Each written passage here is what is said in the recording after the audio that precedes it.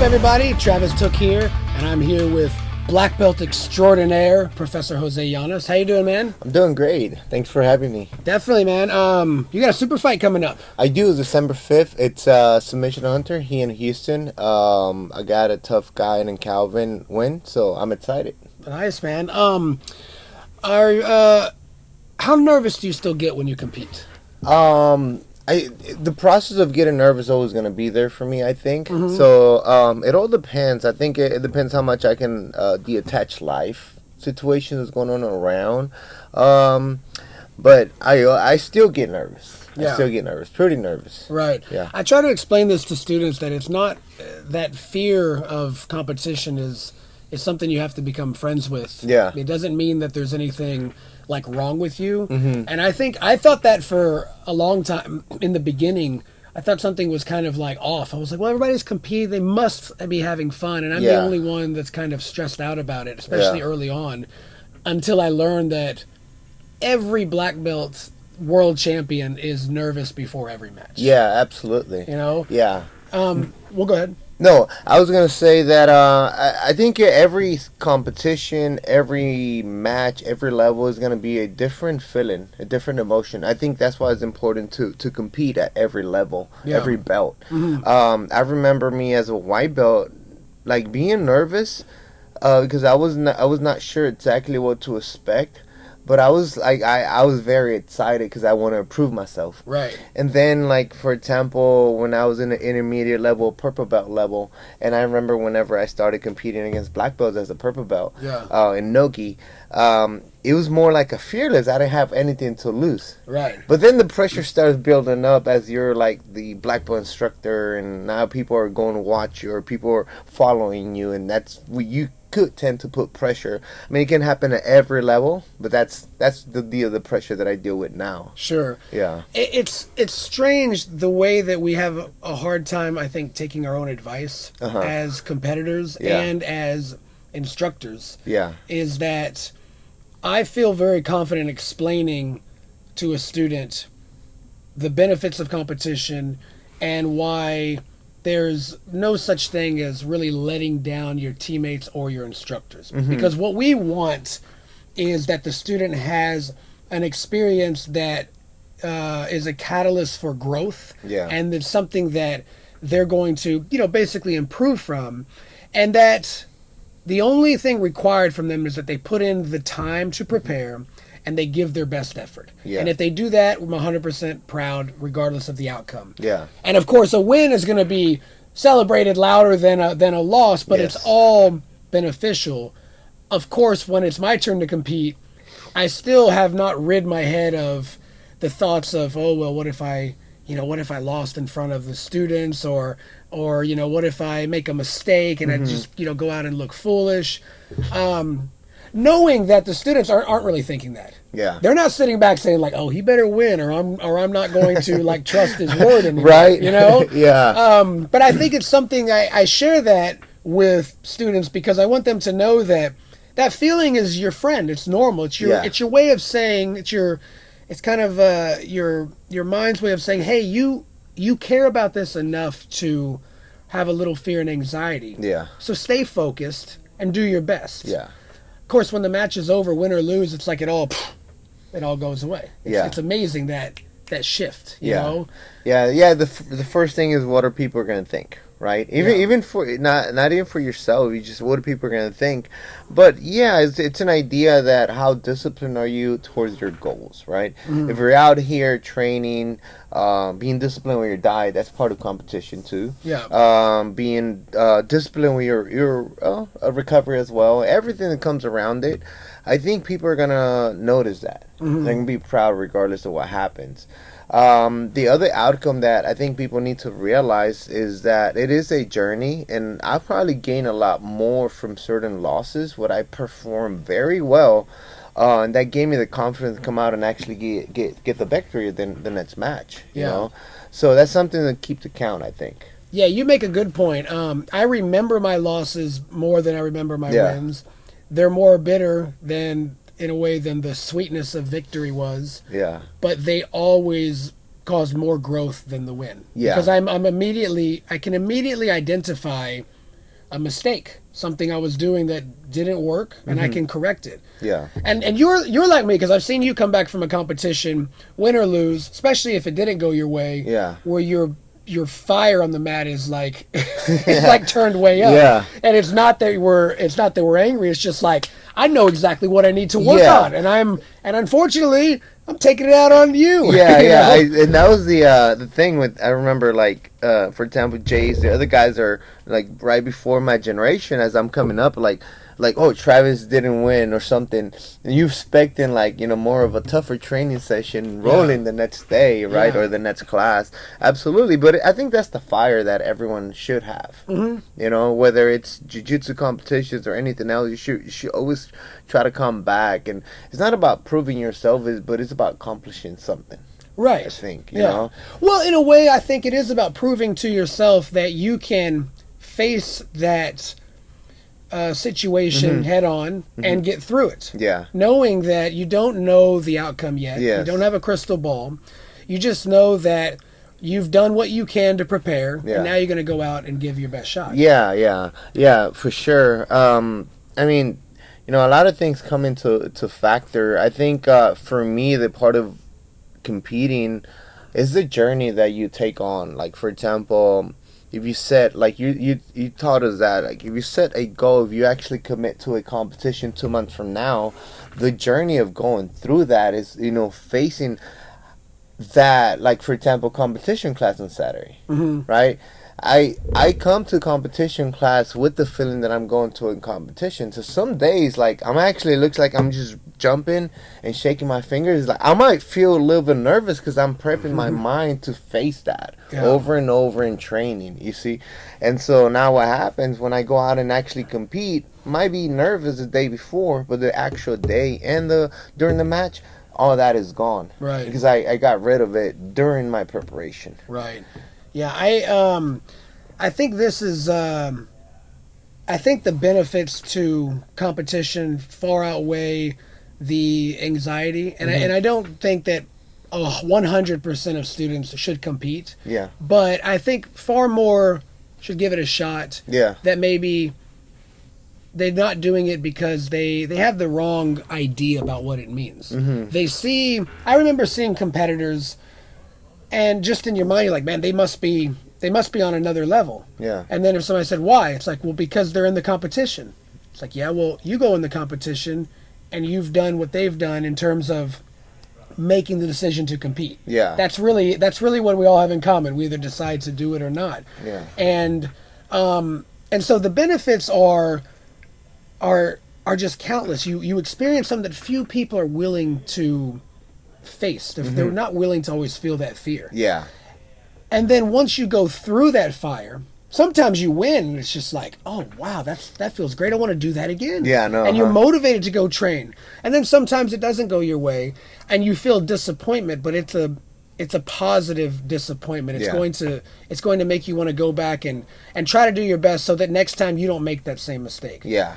And the downside is you're nervous for a couple of days until the point of leading right up to it where your anxiety might peak, and then immediately after the match, it melts away. Yeah. So I think that's the benefit. Those are the big benefits. What have been some of your, what would you say, like some of your best competitions, not necessarily the match, but situations where you competed, in a great state of mind, and other situations where you just weren't quite feeling it, and what was the outcome of those? Well, I've had a lot of it has to do, like you said, is the state of mind, right? The belief that you have in yourself. For example, my like a lot of times in it's really weird, but in situations where you fight a more like a tougher opponent or somebody who's supposed to beat you, your state of mind, at least for me, doesn't go down. It actually comes up. Yeah, it's a good challenge. Okay, I don't have anything to lose. I want that same thing that I had as a purple belt fight in higher belt, right?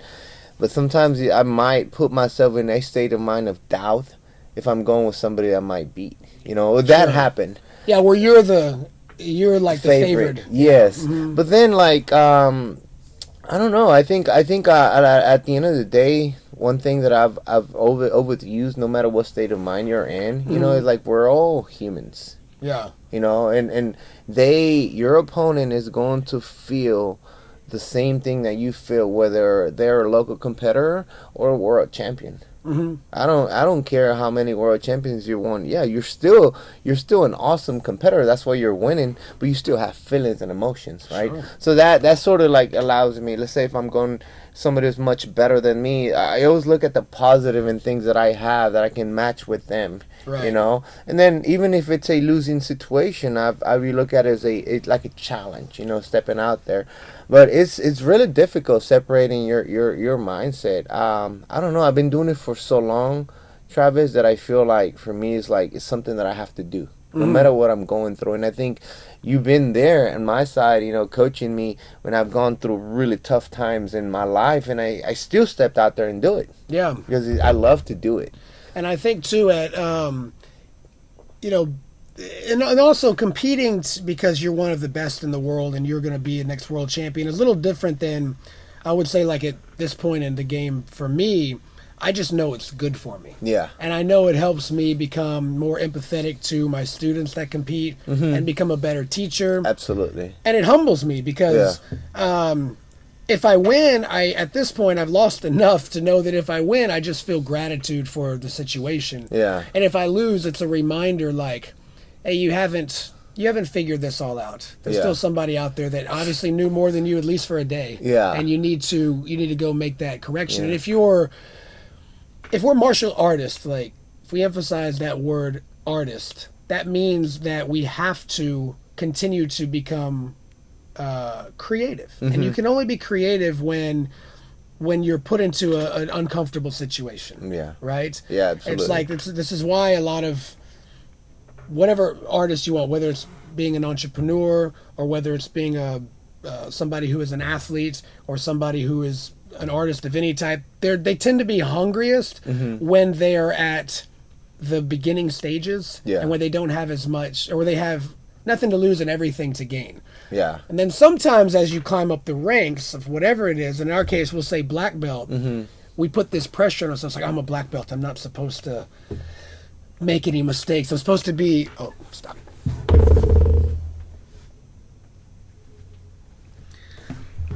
As black belts, we put this pressure on ourselves as though we're supposed to look perfect. Yeah. We're supposed to be mistake-free, and we know that that's not it, and we don't promote that, but that is the ego part of us that kind of makes us nervous for a competition, So...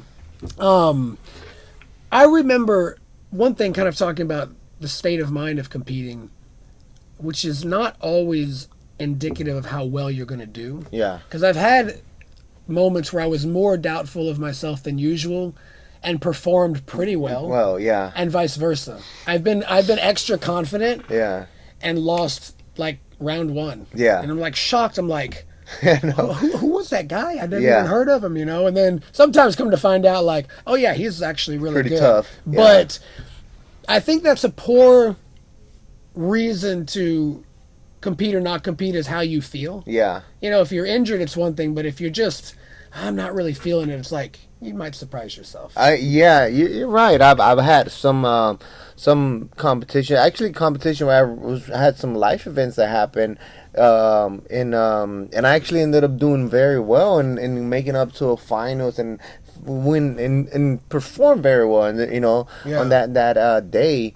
But one thing I want to kind of point out, not only at black belt, it's happened to me at other belts where, I remember as a brown belt, and this was coming up to potentially could be my last year at brown belt. And so I went out to California, and I even beat a couple black belts in local tournaments in Houston as a brown belt. And so I was like, man, I've never been this good. Yeah. And I'm like, I'm in the best shape ever. I have a six pack, and I'm doing strength conditioning, and everything was going fine, and trip was planned, and I went out there, and I think I got a bye the first round, so I made it to the second round by a bye, which is a free pass. And then I lost sets too, but in my head I was like, I got school, you know, Yeah. like I totally got schooled by this guy, Right. right?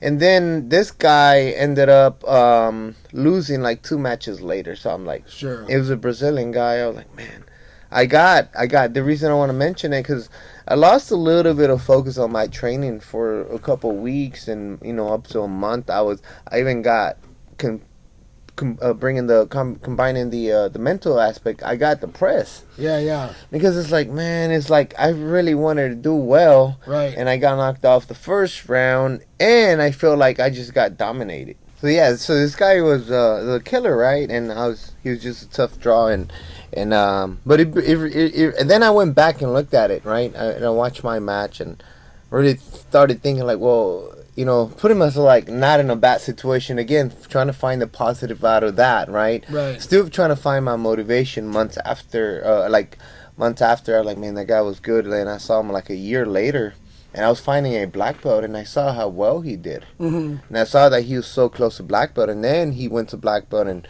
did very well. So I used that. To the fact that like, okay, he beat me by strategy. He didn't go out and submitted me. He schooled me in a way, but I was in the match. Yeah. So then I used that little bit of motivation. My motivation came back to training, and that's when I went on a good run as a black belt, as a professional grappler, and Right. I had a lot of success then. Yeah, yeah. And I think that's a really good point. Is that who you were during a match is not who you're going to be a little bit later. Neither is your opponent. Yeah. Because I've had opponents that beat me that a year later we trained together, competed again, and it was completely different. Yeah. I was way ahead. And then I've gone with like some purple belt kid who by the time they get to black belt, now they're like, my level or better, and it's like, well, when did this happen? Yeah. Yeah. So Yeah. what matters is that you keep growing for yourself. Yes. And not saying, oh, once upon a time I beat a world champion at a blue belt. It's like, well, no one cares about that. And really, sadly, the truth is no one really cares what you did 2 months ago, because we're all invested in our own lives and our own journeys. And Yeah. that pressure, the unnecessary pressure that we put on ourselves is, what is everyone going to think? As though people don't have anything better to do with their time than think about how amazing we are or how disappointing we are. Yeah. They're not thinking about us, Yeah. So that should at least liberate us to be nervous for the right reasons, which is that, oh man, I'm excited. I get Yeah. to do this. Like, oh, that guy's tough, and I don't know how it's gonna go, but I'm bringing my best game. I'm here to win, Yeah. right?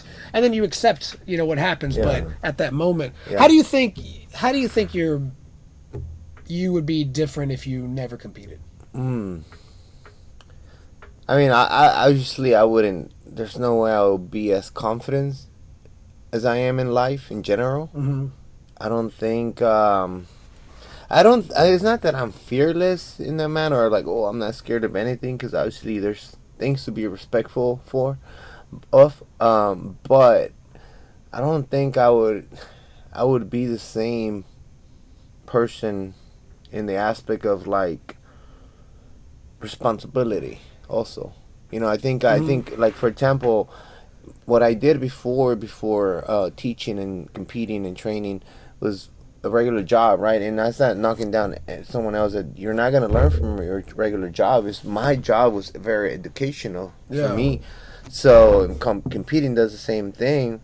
So in that aspect, I think that's how it helped me huge. That I was not just able to, I was able to educate myself in a way where, I can push myself more to do more. I'm not like, if I worked before, I just did enough to get paid. Now it's like it's something that grows in me to even do more stuff than bigger jiu-jitsu. goals than you had before. Yes. Yeah. And even expand beyond jiu-jitsu. I'm curious about a lot of things now, and I'm 35 years old, and I've never felt better. Right. And that's not to say that they're not doing great. They're doing great, but I see friends that I was with when I was a kid or high school with, and I'm thinking like, man, I'm 35. I look better than when I was 25 years old. Right. And each time I have more growth in me where I'm learning about how to take care of my body, how to be disciplined, where I can get the most out of myself in life. Mm-hmm.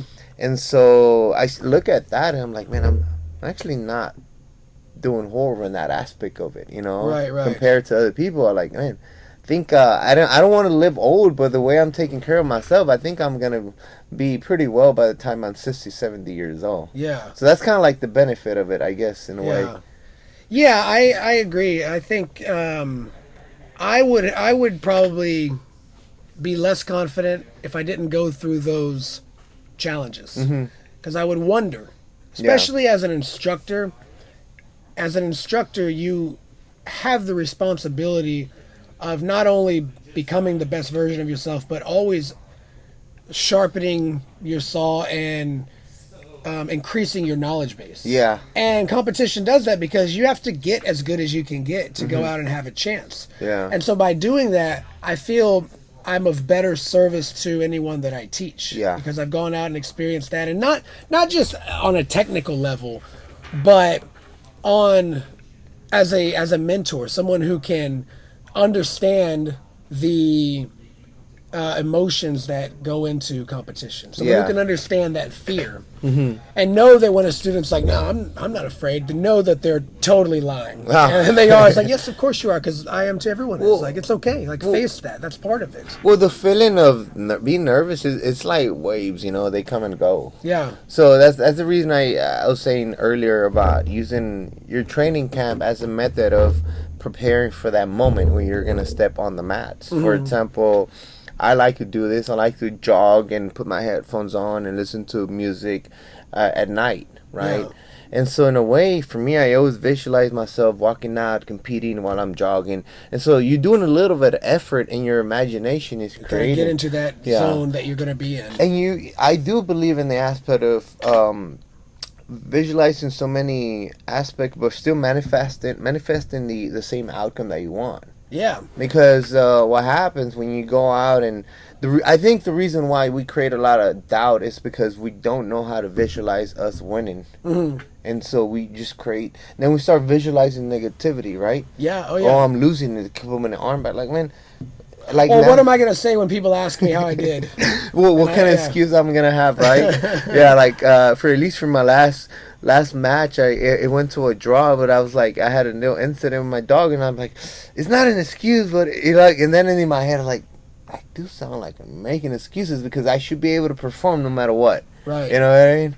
Well, I think what message I don't want to put out there is that, some people, they say like, oh, it doesn't matter if you win or lose, just have fun. Yeah. I don't like that at all. Yeah. Like, I think, like, what are you talking about? You're here to try to win. You're definitely here to try to win. Otherwise, if you allow that mindset of like, it's just for fun. Yeah. It's not competitive. It's just whatever happens.